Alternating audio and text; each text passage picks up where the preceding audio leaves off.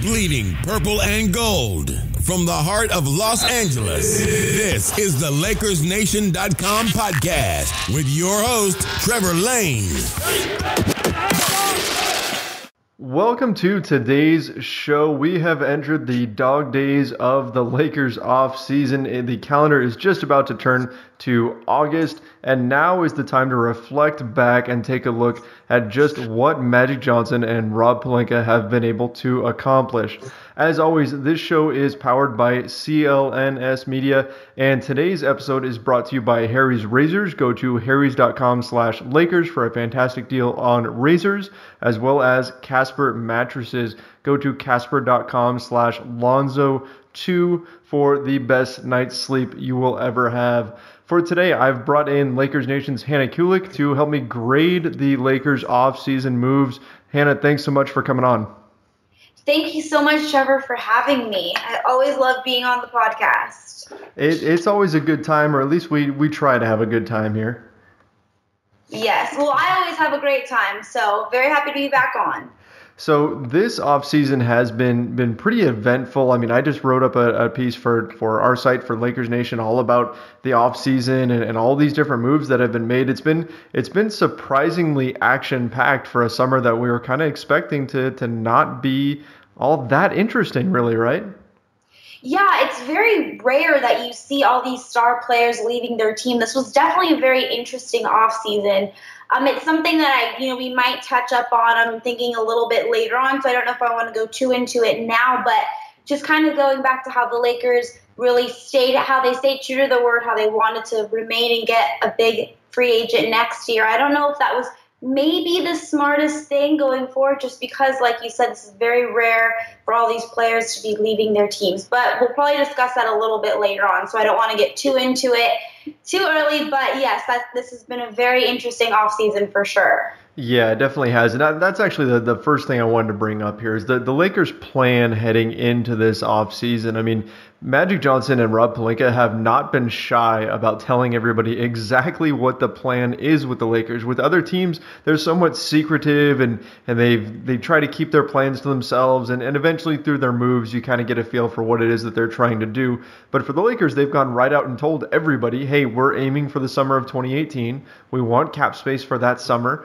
And we are going to try to sign two big free agents, and that's it. That's their plan moving forward.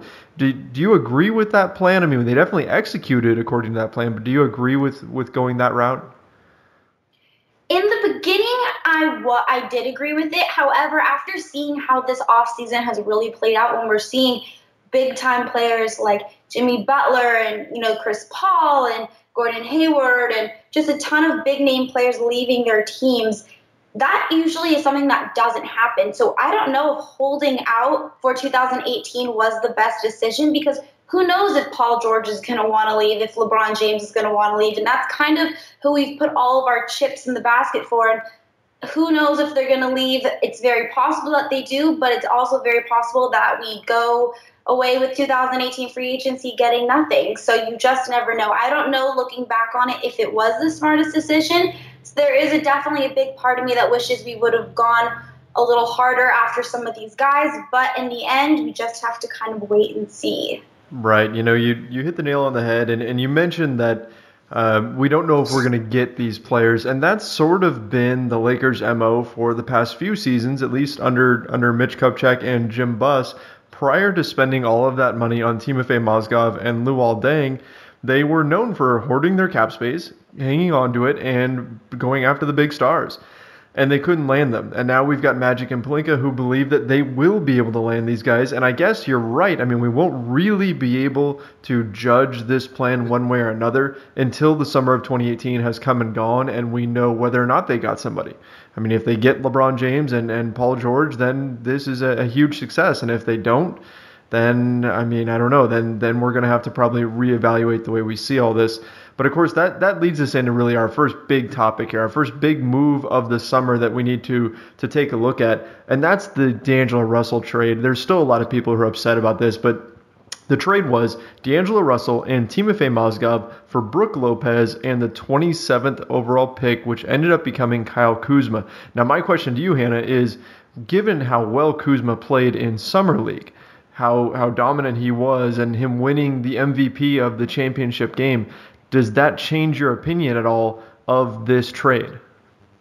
Yes, it definitely makes this trade much more appealing to me. I was already pretty in favor of this trade just for the main purpose of it ridding us of the Mozgov contract, honestly. But Kuzma, in my opinion, could very well be the steal of the draft. Obviously, it was just the Summer League. We do have to wait and see how he plays this season. But he was very, very impressive. He looked very poised out there, like a leader, very confident. He obviously was great at scoring. He was great at defense. Like you said earlier, he was our finals MVP. So I was very, very impressed with Kuzma. But I was pretty excited for this trade in the start. So are we giving it grades yet? Are we going to grade this trade yet? Yeah, I mean, we can certainly throw a grade out there for this one. Okay, I'm going to give this overall grade a B. And I'm giving it a B mainly because, like I said, I'm really hot on Kyle Kuzma. I like that it ridded us of the Mozgov contract. It gave us Brook Lopez, which he's only on a 1-year deal, which allows us to have some cap space for next year, which is obviously our overall plan. I like Brook Lopez a lot. I think he's a great player. He's a great stretch 5. He's going to fit in very well with our system. He'll also play really well with Randall because Randall, as we know, likes to play more inside. So I feel like Randall will be able to be much more confident this season and have more time with the ball in his hands. I'm going to give it a B for some cons that I do have, only because we did give up on D'Angelo Russell rather quickly. As I'm sure a lot of people are going to point out, and I'm sure a lot of people know, I'm not the biggest D'Angelo Russell fan. I do like him. I do think he has the potential of being a very good player in this league. He could be a future superstar. You just never know. So I think that we gave up on him a little bit quickly. But overall, I do think that this was a really good trade. So I'm going to give it a B. Actually, looking back on it, I think I'm going to give it like a B+. Oh, so looking back, the more you talk about this trade, the more in favor of it you're becoming. The more I talk about it, think about it, the more I like it, actually. Okay, so yeah, I mean, I understand all the people out there that are upset about losing D'Angelo Russell, and especially when you attach a player like D'Angelo Russell, a former 2nd overall pick, to a bad contract like Timofey Mozgov, it means you are lowering his value. You're going to get less of a return. But we also heard that the Lakers shopped Russell looking for another lottery pick, and they didn't find a taker, which is a little bit surprising.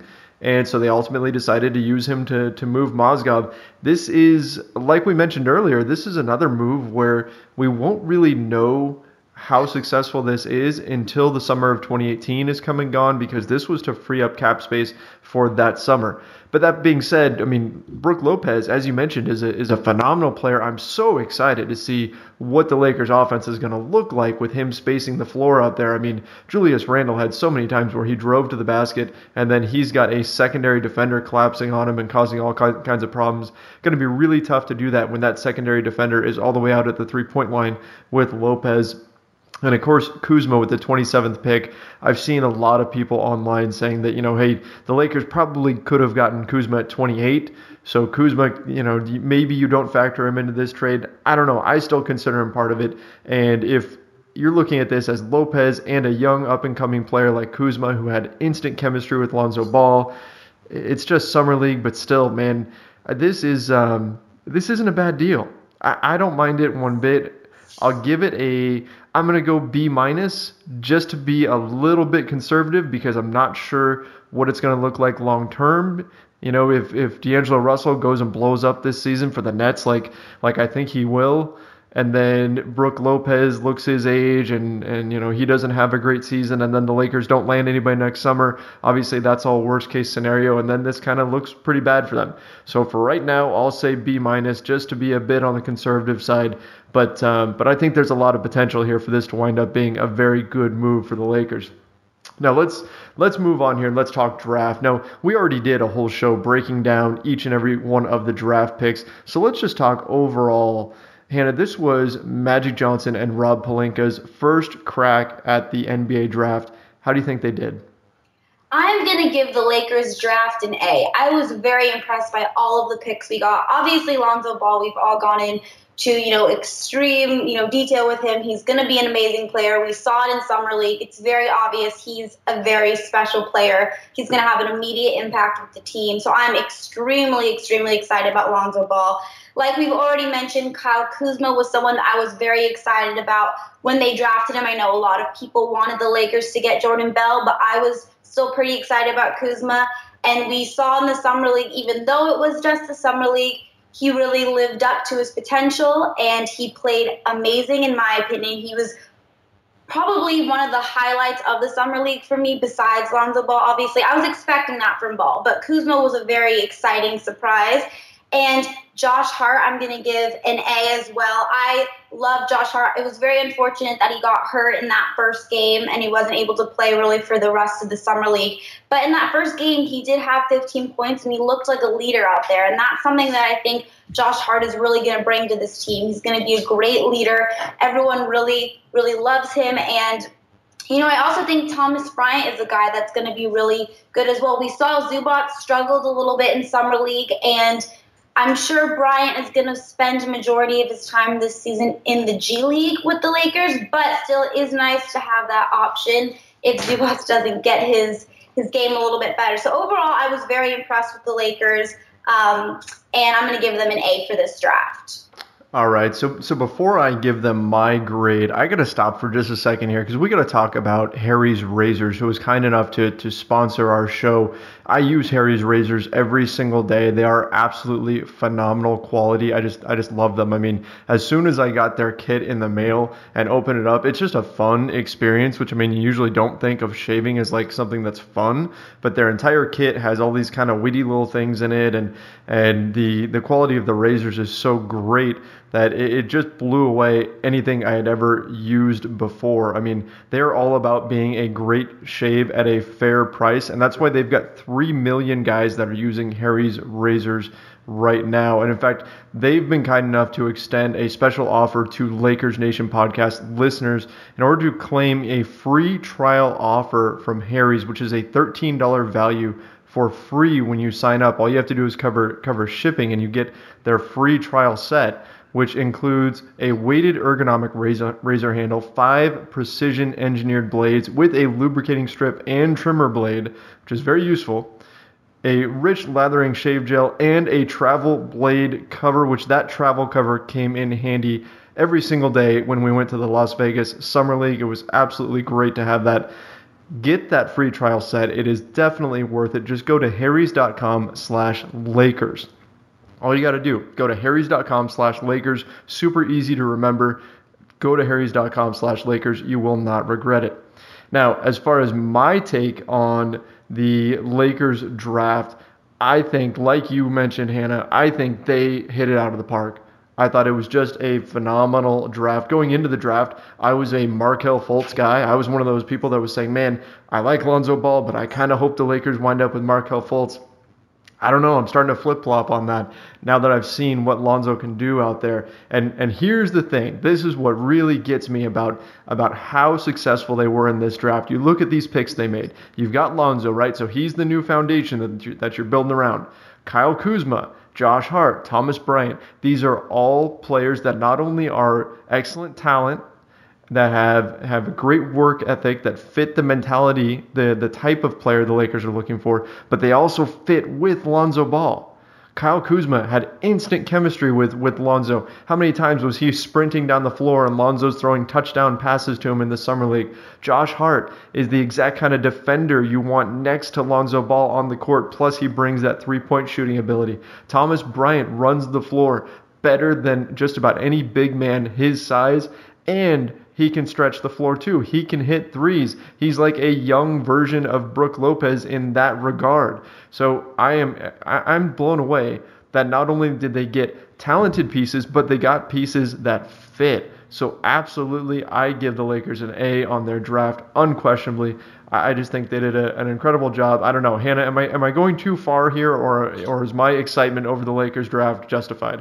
No, you know what, Trevor? I completely agree with you. I was already very excited after draft night. I thought the Lakers did a very good job. I thought they hit it out of the park on that night, actually. And then just to see it all come together for the Summer League, it just blew all of my expectations out of the water. It was so, so special. I mean, even just thinking about it right now, I honestly have goosebumps because it was just every single night, it was like unbelievable. And I know everyone kept saying it's, it's just a Summer League, but it just didn't feel like the Summer League. I don't know. I mean, even when we were there that one night, everyone had the Lakers jerseys on. It just felt like a fresh new start. And I'm so excited. I'm just as excited as you are, honestly. I have goosebumps right now just talking about it. So I understand. I couldn't believe that. I mean, you mentioned the game that we went to against the Sacramento Kings. The entire Lakers Nation staff went to this game, and we got to see the Lakers take on the Kings. And it was a weird game because Lonzo Ball wasn't playing, Kyle Kuzma wasn't playing. I mean, most of the guys that people were coming out to see were sitting. And then Alex Caruso had an insane game. I mean, that was the hashtag Alex Caruso game.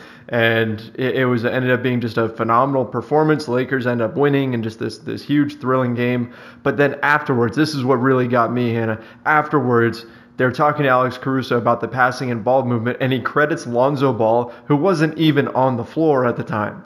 Yes, that was another thing I was going to mention. Even the games that Lonzo didn't play, when the Lakers won, they all said in their interviews after, I'm giving all the credit to Lonzo for just really still being that leader and just starting this all for us. I mean, so that's something you have to be super excited about, honestly. Yeah, I mean, the big question mark coming into the draft for Lonzo was, everybody knew he could pass. And there were certainly questions about the shot and everything like that. But Lonzo affecting a high school basketball team and getting them to pass more, or affecting a college basketball team at UCLA, getting them to move the ball more and kind of change their system a little bit, that's one thing. But getting professional players to buy into that is another. And getting professional players at Summer League, where they are all out there playing for their own skin, right? These are guys that are playing for their basketball lives and have every incentive in the world to search for their own shots and their own stats. To get guys like that to pass the ball and to buy into what Lonzo is preaching and move the ball quickly, and then to credit him in a game when he doesn't even play for changing the culture of a Summer League team where they have 3 practices and then they get out there and instantly start playing. Man, I just started thinking, wow, this kid really could work. This really could happen where Lonzo Ball's ability to change the chemistry of a basketball team impacts at the pro level. And I mean, if that happens, then the sky's the limit for this guy, right? Yeah, I mean, we already saw it, like you just said. So I don't see a limit for this guy at all. I think he's amazing. And even something that really stuck out to me as well, where even on the nights that he played unbelievable, where he had those triple doubles and he, single-handedly won the game for us a couple of those games when it was getting close there, he still in his interviews said, he wasn't fully satisfied. There still were things he could have done better. He still needs to work on things. And I think that's what really separates the good players from the great players. The players who are never satisfied, who are always hungry, who are always, anxious and willing to put in that extra work, who are always looking to be better. And I think Lonzo is that type of player, or I know Lonzo is that type of player. So that's something that I'm also very, very excited about as well, because I just don't see a limit for him, like you mentioned. Absolutely. He's the kind of guy that players will want to come and play with, which is going to be huge for the Lakers. And I'll close our little discussion here on the draft picks with this. Lonzo, when he had, I don't recall if it was his first triple-double or his second triple-double, but as soon as he steps off the floor, the reporter steps to him and says something about his triple-double and asks him a question about it. And the first thing he says is, "It's not about me, it's about the team." Yes, exactly. I mean, that was just that blew me away. That's exactly what you want to hear out of a leader. That's exactly what you want to hear out of a guy that's going to be a phenomenal teammate. Just I mean, what a perfect response. You couldn't ask for anything better. What a great summer for him. Anyway, let's move on. So the Lakers win the Summer League title, which was great to see. They win the Summer League championship in Las Vegas. Lonzo Ball takes the Las Vegas Summer League MVP. Kyle Kuzma takes the MVP of the Summer League championship game, and it felt like for that moment in time, all was right in the world. But Magic Johnson and Rob Pelinka are still doing work at this point. They are working on the free agency period. They made a decision to decline Tarik Black's contract, which you and I have talked about before. We're both disappointed because Tarik Black is such an amazing person. But it ends up that was probably the right move, because with that money that they would have paid Tarik Black, which was just over $6 million, that money ended up bumping the Lakers cap space up to right around the 17 to 18 million range, and they were able to use that to get Kentavious Caldwell-Pope. Hannah, what was your take on landing KCP, and why don't you give us a grade for that move? I like KCP. I know a lot of people are extremely, extremely excited about him. I like him. I'm not completely obsessed with him, though. I'm going to give this move a B.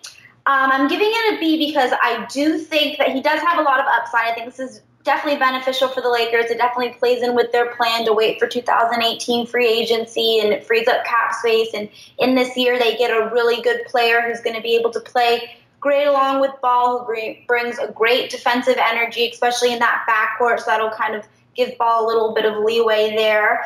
It's going to help space the floor with his three-point shot. You know, he's more of kind of like a catch-and-shoot guy. He doesn't need the ball in his hand a lot, so that'll let Lonzo do his thing and have the ball. He obviously shot 35% from three last season, which was a career high, and I'm excited because I think with him playing with Ball, he'll definitely be able to raise those percentage numbers. So I think he's going to overall have a very good season with the Lakers. I'm giving it a B, though, just because, again, we just don't know in 2018 free agency. I don't know necessarily. He's probably not going to come back, and I just get a little bit nervous that we're going to walk away 2018 getting no one. But I do like the KCP signing, and I think he's going to be a really good addition to this team. I think he's going to have a good season. So I do like it. I'm giving it a B.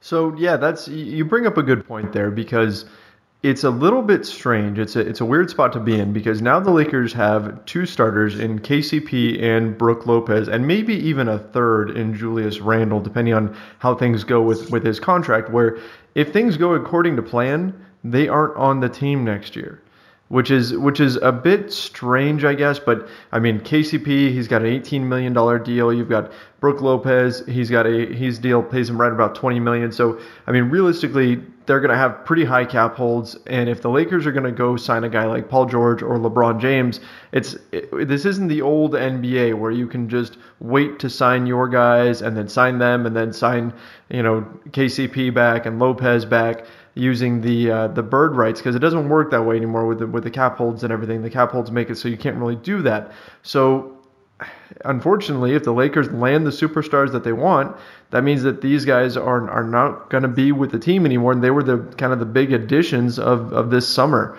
So I get you there. It is kind of a strange situation, but I will say that if you're looking for somebody, if you were just to design a player on 2K or something like that to play next to Lonzo Ball, and you look at his deficiencies, where he needs help. He needs help on the defensive end. He needs some outside shooting. He needs guys who can slash to the basket. Well, that's all Kentavious Caldwell-Pope. And let's not forget, KCP was not expected to be on the market. He was not expected to be available at all. I mean, he was a restricted free agent, which means Detroit was going to match just about any offer for him.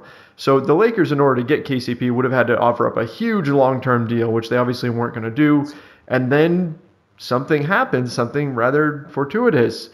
The Boston Celtics traded Avery Bradley to the Detroit Pistons in order to free up money for Gordon Hayward. The Pistons then no longer needed Caldwell-Pope because they had Avery Bradley now, so they removed his qualifying offer. And then Caldwell-Pope hits the market. The Lakers went after him, and next thing you know, he's a Laker on a one-year deal, which means they still have all the cap space that they wanted for the next summer. And they got a heck of a player, one of the most sought-after players on the market as soon as he hit the ground. And that's just, whether he stays long-term or not, I think that's a great sign for Magic Johnson and Rob Pelinka's ability to sell. They took a guy that was looking for a long-term deal, and they talked him into taking a one-year contract, betting on himself, and then that way he'll be a free agent next year. I mean, what an addition. I just think that's a huge thing, not just for the Lakers team next year, but also for Magic and Pelinka. Do you agree with that angle, or do you think maybe I'm overstating things a little bit?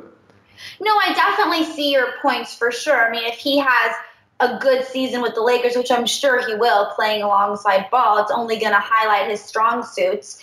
He's going to be able to get, a big contract from multiple teams. So it definitely does help KCP. He does fit alongside Ball perfectly. So one other thing that I did want to mention really quick that I forgot to mention about him in the beginning was he is suspended for the first 2 games of the season, which isn't really ideal. I know, it's only the first 2 games, but you do want to start, the season off strong with your team. So that is something that, is a little, people aren't really talking about that. But I do agree with you that he is a very good player. He's going to be great alongside Ball. He's going to bring a great defensive energy, a great defensive presence, and it does show that Magic and Pelinka were able to take a guy who originally wanted more of a long-term contract and talk him into this short-term contract. It does, show leaps and bounds for Pelinka and Magic for sure.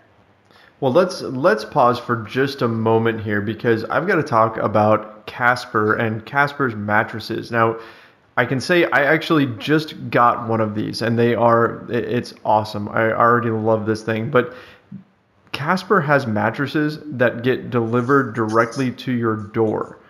Now, they have spent thousands of hours developing the Casper mattress, and it's a supportive memory foam for a sleep surface. It's got just the right sink, just the right bounce. It's very breathable, so it sleeps very cool, which is obviously extremely important to get a good night's sleep.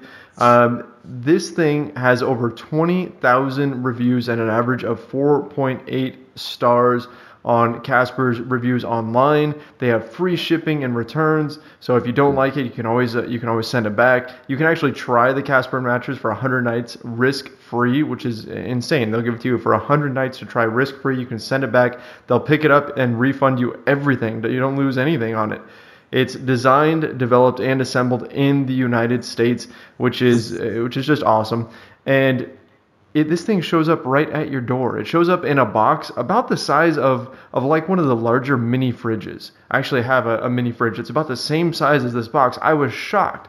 I couldn't believe it when this thing showed up at my door. I opened it up, it unfolds, and I've got this phenomenal mattress that's better than any I've ever had. And Casper right now, to their credit, is offering $50 toward any mattress purchase to listeners of this show. So all you have to do is go to casper.com/Lonzo2. That's Lonzo as in Lonzo Ball's first name and the number 2, which is his jersey number. So kind of cool little URL there. Casper.com/Lonzo2. Go check it out. Get the best night's sleep of your life.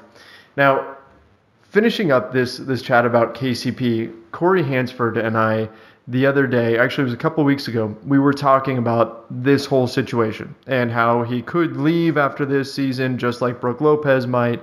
And we mentioned that, worst case scenario, if, say, LeBron James doesn't come, Paul George doesn't come, DeMarcus Cousins, same thing, right? The Lakers don't land their main targets. Russell Westbrook never hits free agency, whatever.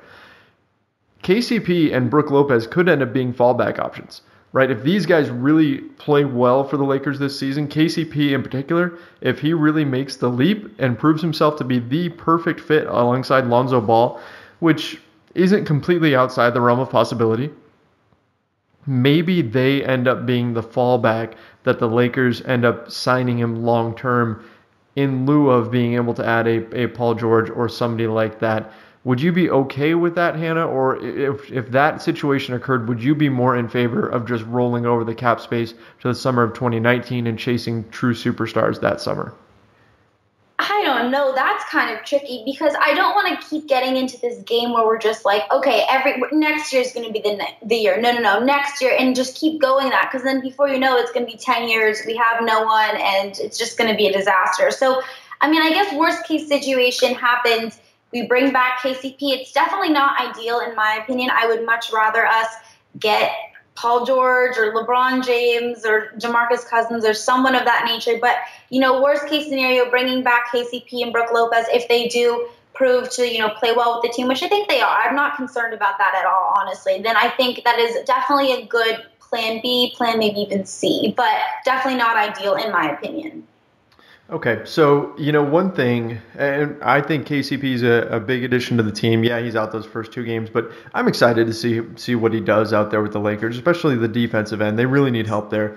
One thing that we didn't mention when we talked about the Alex Caruso game, and somehow I forgot to mention that the Lakers signed Alex Caruso on a 2-way contract. I'm assuming because we were at that game where he was absolutely incredible. I'm assuming that you're in favor of that deal, right? Yeah, that was honestly one of the most craziest games I've ever seen in my life. I mean, I had absolutely no expectations. I don't want to knock the guy, but up until that point, he was definitely not my favorite player to ever put on a Laker jersey. But he really impressed me on that game. And you know what? I really respect him. He played well. He stepped up to the challenge. He won the game for us. And, I think he deserves that 2-way contract. So he's only going to play, I think, with that contract, he only plays about 45 days for the Lakers, and then the rest, I think, on the G League team. So I think that's a good contract for him. I definitely think he has potential. He proved himself to me. So I have a special place in my heart for Caruso after that game for sure. All right, so I guess it's kind of tough to grade that one, but I'd say I'd give it a B plus because Caruso just needs to prove that he's got an outside shot and then he can play some defense. But otherwise, I think he's definitely a worthwhile player to take a risk on. Is that about where you're at grade wise as well for that move? Yeah, I like a B plus. It doesn't really do that much for me, but it makes me happy for him. So I think B plus. I agree. Sure. Yeah. Not something that's going to move the needle a whole lot for the Lakers or anything like that. But he's now a summer league superstar. So nice to see a guy like that, get a deal, and we'll see where he goes from here. Now, the Lakers, after they added Kentavious Caldwell-Pope, they were not done. We knew they wanted a backup point guard. They had talked with Rajon Rondo. And in fact, on our podcast in Las Vegas, we talked all about the possibility of Rondo landing with the Lakers. Didn't happen. He wound up going to the New Orleans Pelicans to play alongside his buddy Boogie Cousins. And instead, the Lakers ended up having a 3-hour meeting with Derrick Rose, and they were in discussions there. But Rose ended up going to the Cleveland Cavaliers. Now, as of this moment right now, while we're recording here on Sunday night, July 30th, Rose is the backup point guard behind Kyrie Irving in Cleveland. Now, he signed with the Cavaliers because Kyrie Irving is still in Cleveland, but it does seem like Kyrie is going to be moved soon. He did ask for a trade from the Cleveland Cavaliers, so I could see why Rose would go to the Cavs and know that Kyrie's probably on his way out, so he could wind up becoming the starting point guard for the Cavaliers. So I get why he would go that way. So instead, losing out on Derrick Rose, the Lakers wound up signing Tyler Ennis, and it's a 2-year minimum deal, but the second year is not guaranteed. So if the Lakers want cap space for next summer, then all they have to do is just not pick up the next year. Well, actually, they just have to waive Tyler Ennis because that second year is non-guaranteed. What's your take on that contract? Good deal for the Lakers, or should they have gone for more of a veteran player like maybe a Darren Williams type guy? Well, first of all, just going back to this whole Kyrie Irving mess, that's been the most shocking thing this entire offseason for me. I mean, that's just blowing my mind. But I understand why Derrick Rose wants to go to Cleveland because it definitely looks like Kyrie is out of there. So it's going to be a great opportunity for Derrick Rose to kind of, revamp his career, try to prove he can still play and stay healthy and all that. So I know why Derrick Rose went to Cleveland. With this Tyler Ennis, I'm going to give it a B. I like Tyler. Obviously we originally got him from the Rockets in the trade for Huertas last year. He played, I think, about 22 games for the Lakers last year, and he averaged about 8 points, 2.5 assists, somewhere around there, if I remember correctly. So he's a good, solid player. I don't see him, God forbid anything ever happened to Lonzo Ball, I don't see him ever being our starting point guard. I think that role would eventually go to Jordan Clarkson if something, did happen to Ball. But I think he's a good guy to bring in. He already knows the team. He's familiar with the system, familiar with our coaching staff. So he'll just, I think, kind of fit right in. Like you said, it's a 2-year minimum, but second year is not guaranteed. So it still gives us a lot of flexibility next year in terms of free agency. So I like that signing. It doesn't really do that much for me, so I'm going to give it a B. Yeah, I mean, with Ennis, you're just looking for a backup guard. I mean, that was all they needed. They were just looking for somebody who could come in there and play a few minutes here and there. I mean, Ennis was a fairly decent draft pick. He was 18th overall in the 2014 NBA draft. So he's not that old. He's only 22. I personally probably would have preferred a veteran, just somebody who could kind of tutor Lonzo Ball on the intricacies of being a point guard. But, at the same time, I'm looking at this team. I look at everything that they've got set up, and I don't know how important it is to have that veteran there. I mean, it helps to have somebody that's actually out on the court with him, but Magic Johnson is running this team, and I think he knows a little bit about being a point guard, so I'm not too concerned with not having a veteran behind Lonzo, even if it would have been ideal. Ennis, for the Lakers, he did shoot 39% from three, so the Lakers do need outside shooting. If Ennis can continue to bring that, that's certainly going to be welcome. And he went on a tear down the home stretch. I mean, pretty much this was a guy who was going to be out of the league, right? I mean, if he didn't perform well for the Lakers, he's done. I mean, he's looking at a career. Well, I mean, he's done in the NBA. He's looking at a career over in Europe or in China or somewhere like that. So when his back was against the wall, he stepped up. And I mean, I don't know about you, Hannah, but those kind of guys just kind of get me a little bit. They're the kind of guys that I like to get behind and support. So that way I had to smile a little bit when I saw that Ennis wound up back with the Lakers. Are you with me on that? No, I definitely am, Trevor. I always kind of root for the dark horse, and he did play very well for us in the short time that he was with us last season. And I do appreciate a guy who, doesn't give up, and when their backs are against the wall, like you said, just really step up when the moments when they have to. And that is definitely Ennis. So I'm happy that he got this chance and this opportunity. I think it's going to be good for him. And I think he's honestly, he is a really great addition just because he is like the perfect guy just to give some minutes to. He can make his 3-point shots. He's not going to, do too much for us, but he's going to do everything that we need him to do. So, and he's going to get his opportunity. So I'm happy for him. Yeah, and you know what? I guess if I'm going to assign a grade to this, I'm going to go C+, just because Ennis isn't like an overwhelming player or anything like that. Like if they had landed Derrick Rose, I mean, people complain about the fit and everything, but I don't really care. It's Derrick Rose. Yeah. He still has something. He still has a lot of talent in him. I mean, he was a guy that would have moved the needle a bit if Luke Walton had been able to get all the pieces to fit together with that just right, which I think, honestly, he would have, because I think Luke Walton is a tremendous coach. But so Tyler Ennis, he wouldn't move the needle like a guy like Rose would, or even a Rondo, even though they come with a lot of baggage and other things going on. But still, I mean, as far as a guy who's going to fit in and be a great part of the team, can't really complain about Tyler Ennis that much. And overall, it's such a low-risk deal. I mean, it's basically a one-year contract because the Lakers will probably decline that second year, and they'll be using that money to chase superstars. So, I mean, hey, this is a deal that gives Ennis a chance to prove to the NBA that he should stick around, and so he should be a fun one to watch this next season. Now, the most recent moves that the Lakers made are two that, I mean, they kind of fly under the radar a little bit, but they did sign Thomas Bryant to a 2-year deal, and like Tyler Ennis, the second year is not guaranteed. The first year is fully guaranteed, which is big for a guy that was a second-round pick, because second-round picks do not carry with them a guaranteed salary schedule like a first-rounder does. So he could very well have been looking at an unguaranteed deal completely. Instead, the Lakers gave him a fully guaranteed first year, and then the second year is not guaranteed.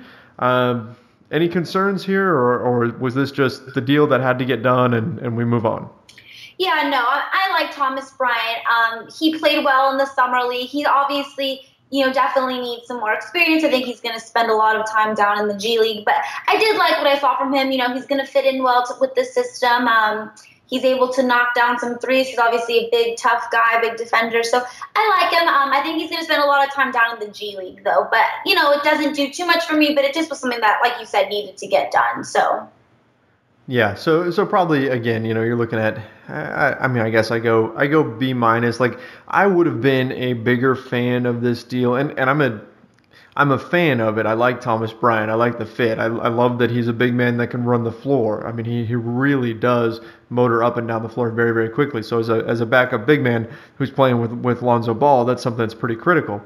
but I would be more in favor of this if he was actually locked in at a low salary for a longer period. And I know that would cut into their cap space a little bit, but I think this is the kind of guy where if you had got him on for like 3 years, if they had been able to use cap space to get him in, which is the timing of things, they could have actually done that.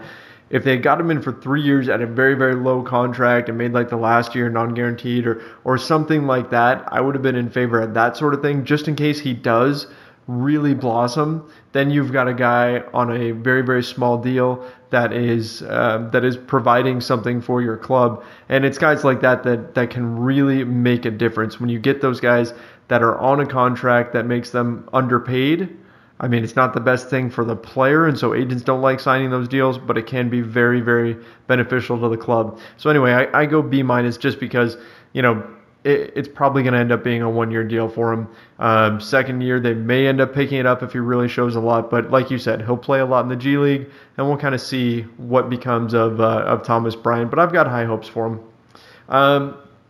Last move before we get out of here. Just recently happened. The Lakers sign Vander, and we saw Vander play at Summer League. I'll admit, I was not a big Vander fan going into the summer. Coming out of it, that changed just a little bit. What was your take on Vander, Hannah? Yeah, my thoughts are kind of similar to yours.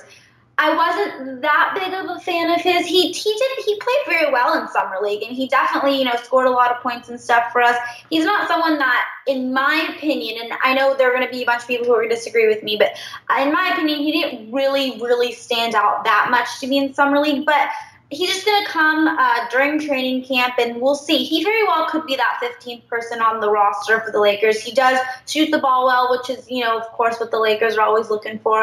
He does, stretch the floor. So he's an interesting – he could definitely fit. He doesn't really do all that much for me, so I'm going to give it like a B. B-.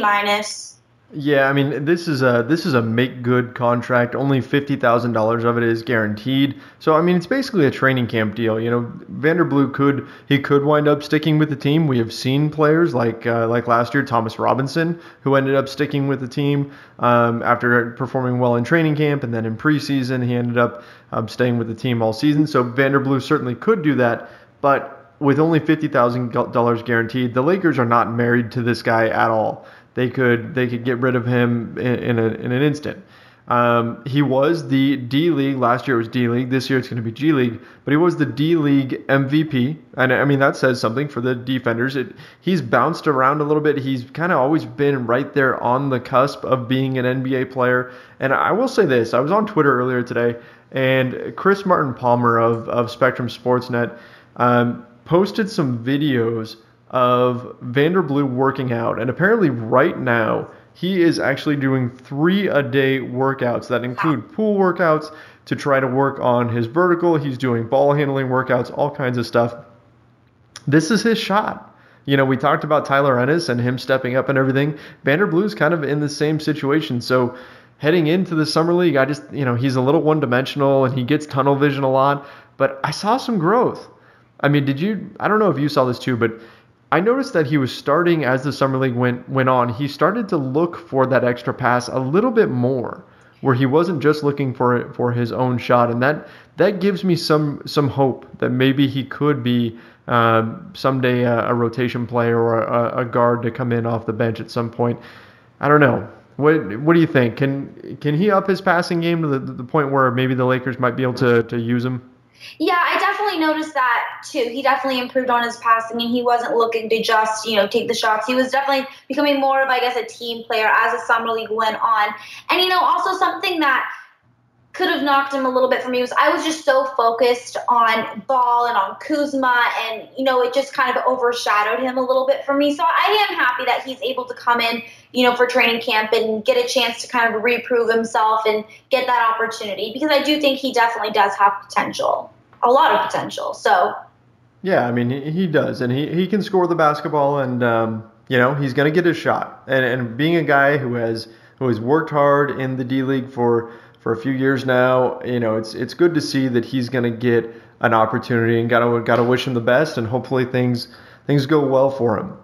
Now, let's take a step back and let's look at the Lakers offseason as a whole in its entirety. If you had to give one grade just to sum it all up, what would you give them? I'm going to give them a B. And a B because, like I said earlier, I gave them an A for their drafting. I think they, like you said, hit it out of the ballpark with that. That was an A+. Loved it. Couldn't have been happier with that. I'm giving it a B only because I am a little bit nervous that next we're putting all of our chips into one basket, and that next season it is very possible that we could run away with nothing. And I'm trying to remain positive, and I don't think that's going to be the case, but it is very well likely that that could happen. And then in that case, where are we? We kind of have to reassess everything. So I'm going to give it an overall B, but I think that we did stick to our plan. We are waiting for 2018 free agency, and we stuck to that plan very nicely. So, yeah, I'm there with you. I understand the fear over what may happen next summer. I'm actually going to be a little bit more optimistic, and maybe foolishly so, because this is going to come back to bite me. But I'm going to give them an A- because Magic and Pelinka made it clear what their plan was going in. And they still, obviously their draft was great. I love their draft. But they still walked out of free agency with Kentavious Caldwell-Pope. And I think that was a huge surprise. Nobody thought the Lakers could land a guy like that. And yet they did. And that's going to make a big difference for them this season. I'm really high on KCP. I think he's going to be a phenomenal player for the Lakers. So even if he ends up only staying 1 year. So I go A- for them. But again, ask me again in January once we've seen this team play a little bit, and I may not quite have that same answer. I guess that's the way we're gonna have to leave that. So overall, though, Hannah, I mean, this is an exciting time for the Lakers. I think Magic and Pelinka have done a real darn good job so far, and man, it feels like the wind has certainly shifted, and things are starting to fall into place. Hopefully, it all ends up working out the way they want it to, but till that summer of 2018, we just won't really know what the future holds. Overall, though, I mean, hey, pretty impressed with the job they've done so far, right?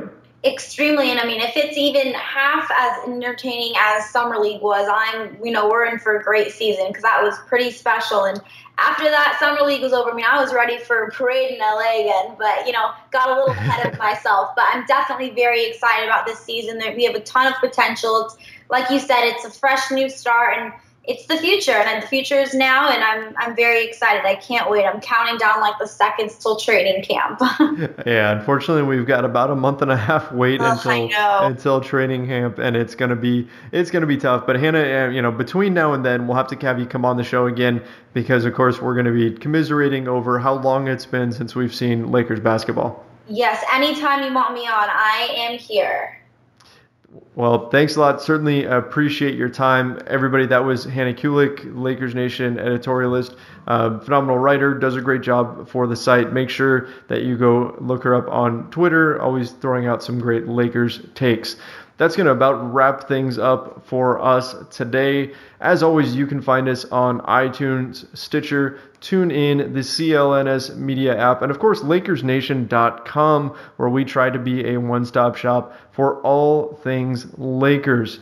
If you do head over to iTunes, make sure to rate, review, and subscribe to our show. We certainly appreciate it. That's it for today. My name is Trevor Lane, and this has been the Lakers Nation podcast.